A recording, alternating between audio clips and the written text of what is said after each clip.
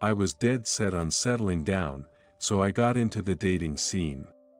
But reality was far from sweet, and it was a series of almost complete strikeouts. Out of desperation, I asked my agent the cause of the problem. A 30-something average Joe with a low salary. I didn't have a good face, and I was somewhat overweight at the time, appropriate for my age. In short, I was gently informed that my looks, income, and age were not good enough.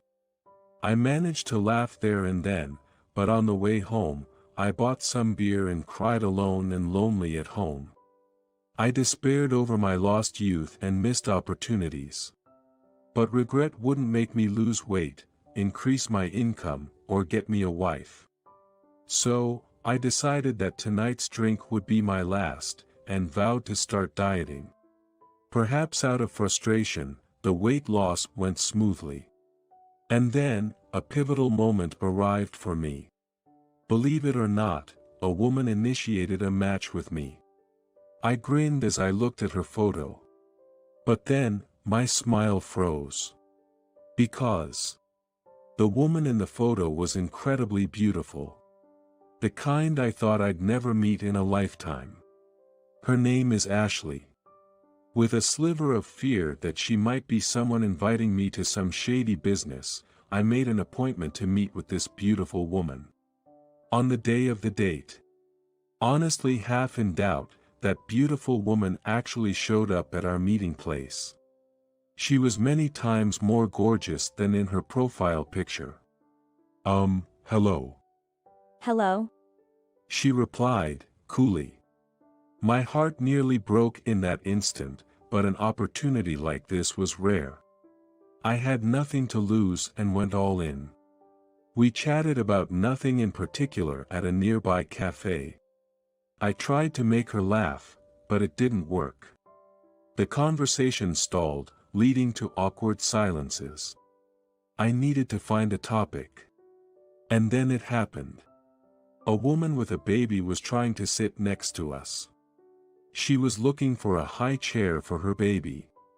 Ashley casually got up and brought over a high chair from the corner of the cafe. I was surprised by her unexpected action, but even more so when that stern face showed a gentle smile to the baby. Needless to say, I was smitten. As the date ended, I boldly asked to exchange contact information. And to my surprise, she agreed readily. After that, we went on numerous dates. She rarely smiled, but when I gathered the courage to ask her out, she said yes. I couldn't believe someone as beautiful as her would become my girlfriend. I was ecstatic. Yet, her somber expression remained the same. I had a vague idea that I would be dumped eventually. But then, she said she wanted to marry me. I realized she was awkwardly trying to reciprocate my love, and I was over the moon. 2 years since I started looking for a wife. I was finally getting married. But even in the run-up to the big event of her wedding, she still remained gloomy. It was strange. She seemed to be in a hurry to get married, booking the venue ahead of schedule and so on. Seeing her behavior like that only made me more anxious as the wedding day approached. Then came the wedding day. Surrounded by family and friends, the ceremony went off without a hitch. Before heading to the reception, I ran into one of my wife's friends who was making a phone call. At that moment, whether it was luck or misfortune, I ended up hearing why my wife had been in such a hurry to get married. Ashley looked so unhappy all the time. You can't blame her really. According to her friend, Ashley had a fiancé whom she was going to marry. But after being dumped by her fiancé, she rushed into marriage with me out of spite. My heart sank as I realized that I was just a tool for revenge against her ex. Our marriage wasn't a testament to love for me. The truth was cruel, but I still loved Ashley. So, I thought we could nurture our love through our married life. However, it didn't go as smoothly as I hoped. Conversations with Ashley were as infrequent as ever, and it seemed as if she was rejecting me, with separate bedrooms and so on. Nonetheless, she took a really good care of the household. This cold marriage went on for 5 years. One day, there was a family gathering at my parents' place, and my wife and I decided to go.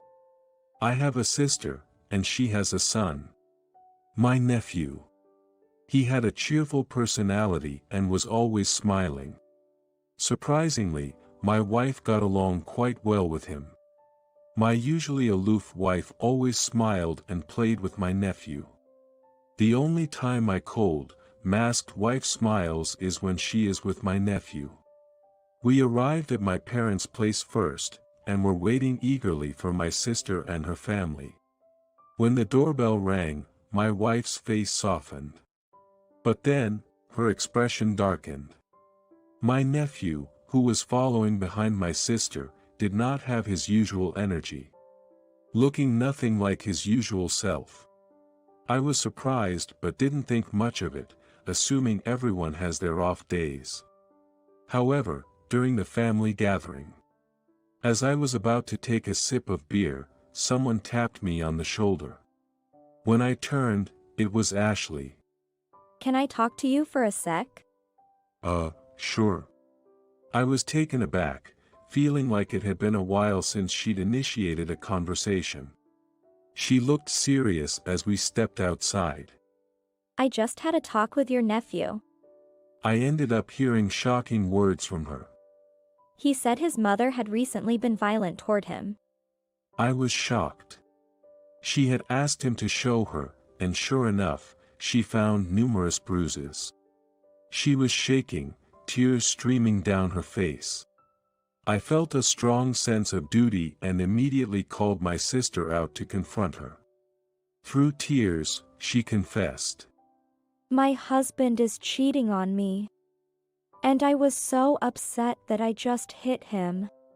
In other words, the nephew was beaten as an outlet for her stress.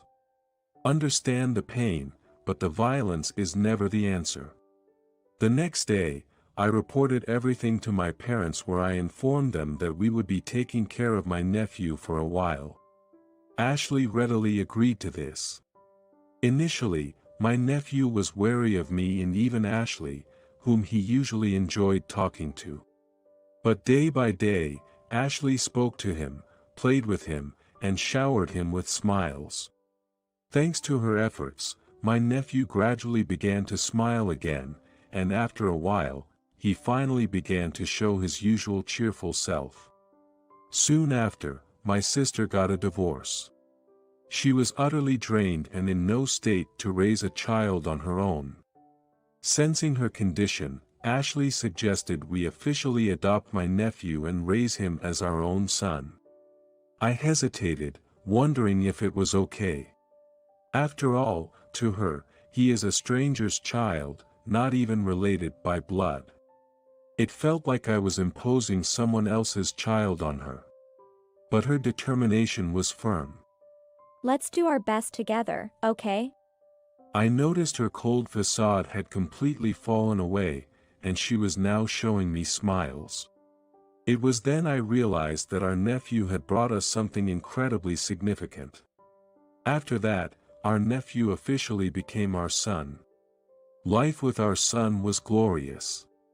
Those 5 years of living like a married couple in disguise seemed like a lie. One day, our son suggested, "Why don't you two go on a date?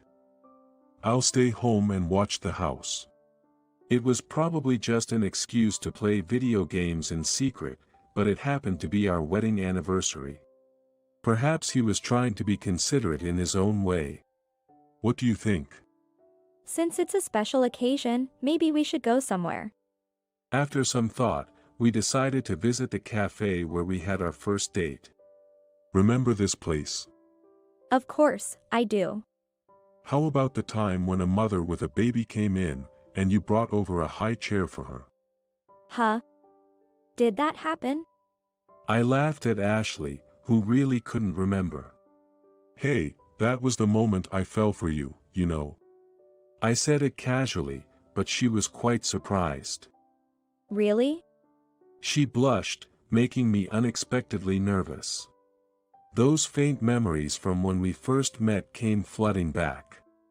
As we talked over coffee about various things, including our pasts, Ashley began to talk about her ex, which I had accidentally heard about at our wedding. Her ex was the heir to a wealthy family, incomparable to someone like me. They were on the verge of marriage, but she was diagnosed with endometriosis, a condition that makes it difficult for her to have children. Naturally, her ex's family opposed the marriage. She was told that she was a woman incapable of bearing children and was forced to leave. Amidst her lowest point, wanting to forget her ex, she registered at a marriage agency and chose me somewhat randomly from her searches. Through our conversation, I realized I was misunderstanding something. She had been in a hurry to marry, but I thought it was because she wanted to prove something to her ex. According to her, our dates were enjoyable, and she liked me well enough. Although it didn't look that way at all. She was afraid of being discarded again as a defective woman once her illness was revealed, so she rushed into marriage before I could find out. I suddenly felt a great deal of love for her, thinking that she was trying to find various ways to keep me by her side under that cold mask. The reason for the separate bedrooms is also becoming somewhat clear. I'm sorry. I was really cold to you, wasn't I? Being dumped by my ex really traumatized me. She said apologetically. She told me that even after she got married, she had always worried about whether she would be abandoned again someday, and whether she was qualified to be married if she could not even have children, and that she had been acting defensive for a long time. That's why she couldn't fully open up to me. Hearing her story, everything clicked into place. After taking a sip of my coffee, I turned to her. I think I understand now why you and I met. Huh? You were meant to come into my life to save our nephew, no, our son. Thank you for marrying me. I meant it as a simple thank you, but my wife started tearing up. I moved to the seat next to her and held her until she stopped crying. And so, this is a story from a time before cell phones existed. Although Ashley and I never had children of our own, we've shared a bedroom ever since. Our son, now grown up, recently got married. He's been seeing my sister, his biological mother, indicating their relationship has improved significantly. It seems Ashley did a lot of work behind the scenes. She even helped my sister, and I am really grateful to her. Our son is expecting a child soon. Ashley is overjoyed. My time of happiness continues.